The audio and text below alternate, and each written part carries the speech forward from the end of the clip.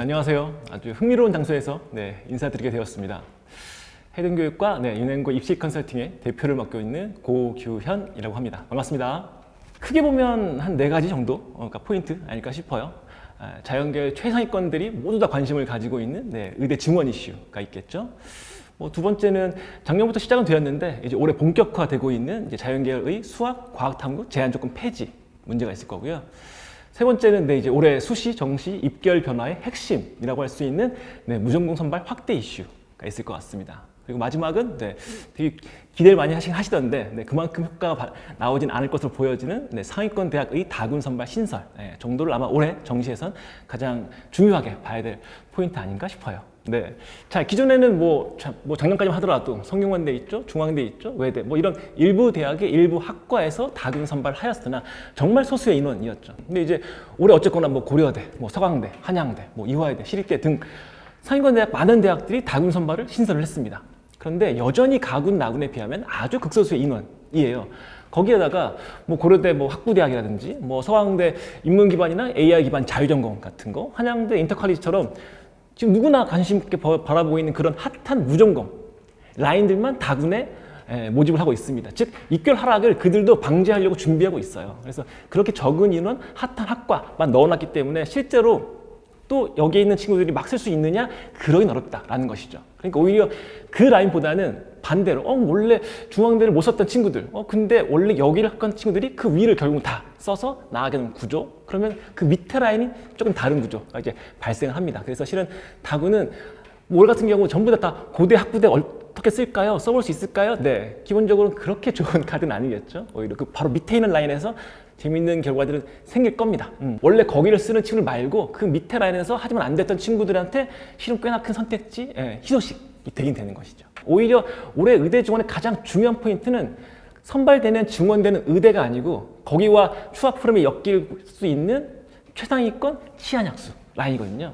당연히 그러니까 그 포인트, 또 이 포인트가 연계가 되는 스카이, 성산 라인의 상위권 공대 라인, 여기까지는 상당히 영향을 받을 수밖에 없어요. 그럼 우리는 오히려 그쪽을 열심히 보는 거죠. 너무 많은 관심을 두지 마세요. 그 세 대학의 무전공 라인에 대해서는 생각보다 쉽지 않은 결과 나올 겁니다. 옛날에 몇몇 대학들도 있었죠. 자전이라는 이름으로. 근데 이제 그런 것과 완전히 다른 수준으로 모든 대학에 지금 이제 생겼기 때문에 상당한 인원이에요. 이 정도 인원이 바뀌어. 근데 그 인원이 실은 이제 증원된 게 아니란 말이죠. 기존 다른 학과들에서 애들을 뽑아다가 만들어 놓은 거예요. 그래서 되게 고민을 할 수밖에 없죠. 학생들도 대학 입장에서도 처음이니까. 근데 기존 같은 경우는 몇몇 대학의 일부를 뽑았는데 그때 같은 경우는 그렇게 높은 결과가 나오지 않을 것이다 라고 대부분 저희도 생각을 했어요. 들어가고 나서 어차피 학점 경쟁을 해야 내 학과 쓸 수 있는데 이런 것 때문에 조금 고민이었죠. 지금은 그런 대학도 있지만 대부분 대학들은 어쨌거나 유형 1로 들어와. 그러면 이제 모든 과 다 쓸 수 있어. 유형 2로 들어와. 그럼 그 계열이나 단과대학 다 쓸 수 있어. 이런 식으로 좀 펼쳐놨단 말이죠. 그리고 일부 대학들은 정말 인원이 독특해요. 그냥 몇 명 뽑아서 한 게 아니고 전체 다 뽑아서 정시에서 일부 대학들은 1명, 2명 남겨놓고 300명 왕창 이런 식이죠. 저희가 좋게 보진 않습니다. 실제로는 학생들한테는 정말 피말리는 싸움이 되겠죠. 이것도 못 쓰고 이것도 쓰기가 힘들 것 같은 생각을 할 수밖에 없는 구조. 게다가 올해 첫 해이기 때문에 어떤 대학은 입결이 방어가 잘 될 거예요. 상위권의 일부 대학들은 상당히 방어가 잘 될 겁니다. 분석한 결과에 의하면 아마도 상위권 대학 같은 경우는 이제 유형 1로 들어오는 친구들은 그 유형 1, 즉 전체 모집단에서 제일 높은 탑 한 20% 정도 수준 학과 라인에서 결정되지 않을까 싶고요. 유형 2, 그러니까 단과대학이나 계열로 들어온 친구들은 그게 들어갈 수 있는 학과에서 한 35% 수준으로 보고 있습니다. 전에는 저희가 한 50% 봤거든요. 옛날 사전은. 근데 지금은 절대 그럴 수는 없고요. 한 20이나 35% 정도 보고 있습니다. 근데 이게 만약 다군, 상위권 대학이야? 그러면 거의 그 모집단이 최상위 학과로 끝나지 않을까 같은 생각들을 하고 있어요. 수시에선 정말 쉬워진 대학들이 있죠. 말도 못하는 결과가 결국 나올 겁니다. 정시는 그와 좀 다르게 경향성이 펼쳐집니다. 그 메디컬 라인을 쓸 수 있는 수준의 수능 성적을 가지는 지원자 풀, 그 학생의 숫자가 수시에서 그 라인 걸 쓸 수 있는 내신을 가지는 학생들 지원 풀보다 훨씬 적어요. 지원자 풀 자체가 무척 적습니다. 그 적은 인원을 가지고 추학 프로그램을 고려하다 보니 그냥 지원됐으니까 여기를 써 안 맞습니다. 그렇게 돌아가는 게 아니에요. 수시는 그 인원 자체에서 많은 것들을 보고 있어야 되는데 정시는 그것과 연동되는 군의 대학, 학과가 어디야를 보는 게 훨씬 좋은 전략이에요. 그러니까 올해 메디컬의 가장 큰 대박 라인이라면 당연히 뭐 물론 비수도권, 수도권 일부 대학도 있지만 그것보다는 그 증원된 비수도권 의대와 연동이 되는 상위권 치안약수가 대박이라는 것이죠. 당연히 그 라인권 때문에 상위권 공대까지는 영향을 줘요. 그런데 그냥 그러면 치안약수가 조금 떨어지니까 그러면 스카이는 엄청, 성사는 엄청 더가 아니에요. 그 라인권마다 지지하는 버퍼가 있거든요. 그 라인 쓸 수 있는 학생들 숫자가 또 이만큼 있어요. 예, 그래서 올해 지금 실제로 작년에 비해서 의대 증원 정시로만 따지면 뭐 일반 전형 한 331명 정도 이제 늡니다. 그게 뭐 그 친구들한테 엄청 영향 아니에요. 예, 이제 메디컬 라인은 꽤나 큰 영향을 주는데 그 밑에까지는 큰 영향까지는 아닙니다. 하지만 탑 6 라인은 백분위 한 1.5% 정도는 충분히 하락할 것으로까지는 기대는 이제 보고는 있어요. 하지만 그 밑에 뭐 10위권, 15위권, 20위권 가면 더 펑크납니까? 아니에요. 거긴 영향 없습니다. 오히려 라고 생각을 하시면 좋겠습니다. 실제로 과탐을 본다고 불리하거나 핫탐을 본다고 더 유리해. 이제 실은 이제 대학들 입장에서는 너무 심했으니까 너무 이제 과탐 이제 자연계의 이점이 너무 심했기 때문에 작년, 재작년부터 이제 통합 변표라고 해서 이제 그것들을 좀 무마하기 위한 전략을 썼고 이제는 어쨌거나 그냥 다 열어놓고 그냥 수학, 탐구 상관없이 다 지원할 수 있어 같은 식 조금 더 열었죠. 조금 더 열었습니다. 그러면서 수학이나 탐구에 이제 가산점 같은 걸 주고 있단 말이죠. 와, 사탐을 보는데 가산점을 준다고? 아니 원래 과탐 더 어려운데 똑같은 점수를 맞아도 변표 때문에 밀리는데 사탐 가산점까지 줘버린단 말이야? 저는 이런 방향으로 가는 건 약간 당연하다라고 보고 있어요. 실제로 탐구라는 건 어쨌든 나중에 변표가 나와 봐야 알아요. 변표는 나중에 실제로 시험 난이도에 따라서 대학들이 유불리를 조정할 수가 있어요. 그럼 우리 대학 그걸 봤더니 이렇게 나왔네? 작년처럼 해버리면 과탐 애들 너무 심각하게 안 좋겠다. 올해는 좀 보정해주자. 같은 식의 보정이 충분히 가능합니다. 그래서 수능 보고 나서 그 난이도에 따라서 대학들이 조금 다른 식의 판단을 할 것으로는 보여져요. 정시 입장에서 과탐이 좋아, 사탐이 좋아 라는 것들, 과탐은 무슨 과목이 좋아 아주 많이들 물어보는 논제예요. 자, 기본적으로 과탐이라는 것은 밸런스가 잡히는 영역입니다. 무슨 말이냐면 취재위원들이 이게 쉬운 문제야, 어려운 문제야 난이도를 알 수 있어요. 일정 수준. 사탐은 아마 저희가 그걸 표로 보여드리는데 까보면 깜짝 놀라실 거예요. 밸런스 엉망이에요, 실은. 이게 쉬워 어려워 내시는 분들도 약간 조금 학생들의 생각과는 다르게 결정이 납니다. 그래서 뭐야 만점자가 13%라고 하나특강에 3등급?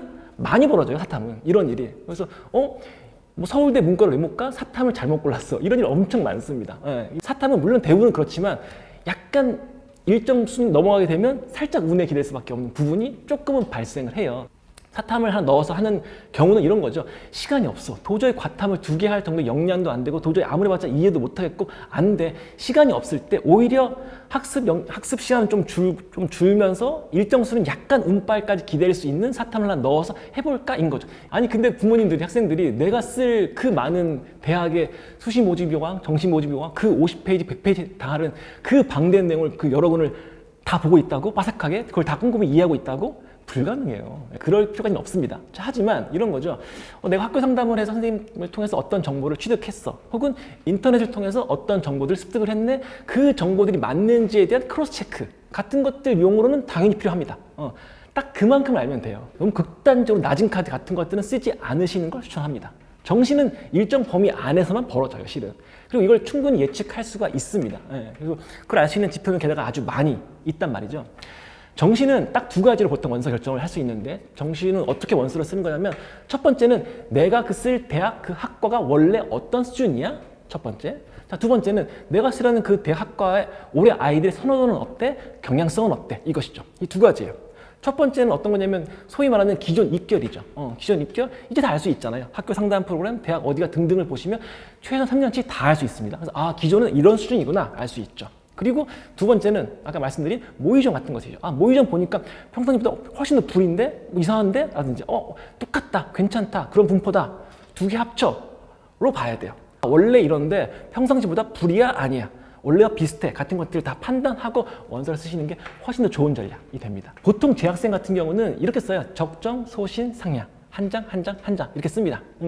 가장 많이 쓰는 패턴이에요. 근데 이렇게 썼을 때 다 친구들이 가장 고민하는 건 상향을 뭘 지를까요? 펑크를 뭘 쓸까요? 이걸 고민하는데 그러니까 제발 그러지 말고 앞에 쓰는 그 적정과 소신이 진짜 적정이야? 진짜 소신이야? 진짜 80% 이상 나와? 50% 이상 나와? 그게 확인이 됐어. 확인이 됐다면 오케이, 하나 질러. 이건 당연한 카드인 거죠. 이렇게 보는 게 맞지. 여기에만 막 눈독을 들여가지고 이쪽은 몰라, 그냥 정말 낮은 거 써, 이러지 말라는 거예요. 오히려 우리가 붙을 건 이쪽이잖아요. 이 붙는 카드를 제일 높여 쓰는 게 실은 제일 좋은 거예요. 제일 좋은 전략이라는 건 내가 적당히 붙을 수 있는 카드 중에 제일 높은 카드가 어디야? 그 카드를 고르는 게 정시 원서를 잘 쓰는 겁니다. 정시라는 건 수시와 다르게 추업의 흐름이라는 게 되게 중요하구나. 네, 상위권은 상당히 중요합니다. 그게 어떻게 바뀔지 모의전 보면서 계속 분포를 봐야 되겠다. 그리고 모의전이라는 게 무조건 무시할 것이 아니고 숫자가 되면 일정 수준 상위권 대회에서는 꽤 맞을 수 있구나. 꼭 그 친구가 안 써도 걔가 벗어나면 그 점수에 다른 친구가 쓸 확률이 무척 높기 때문에 그걸 충분히 그걸 가지고 데이터를 검색해볼 의미는 있겠다 같은 정도가 될 것 같습니다. 그런 원칙을 우선 조금 고민해 두시고요. 수능 보고 나면 뭐 너무 일찍부터 원서 영역에 빠져드실 필요 없어요. 스트레스 엄청 받습니다. 너무 그러실 필요 없고요. 우선 수능 보고 나면 조금 편안하게 쉬시고, 뭐 2.0 이내인 친구들은 아마 이제 내년을 또 생각하기 위해서 마지막 학기 정리를 할 거예요. 그런 친구는 당연히 잘 정리, 마감을 하시고요. 수능 점수 나오고 나면 그때부터 본격적으로 원서 영역 준비를 해주시면 좋겠습니다. 그리고 수능 보신 분들 모두 다 고생 많으셨고 본인들도 고생 많이 하셨습니다.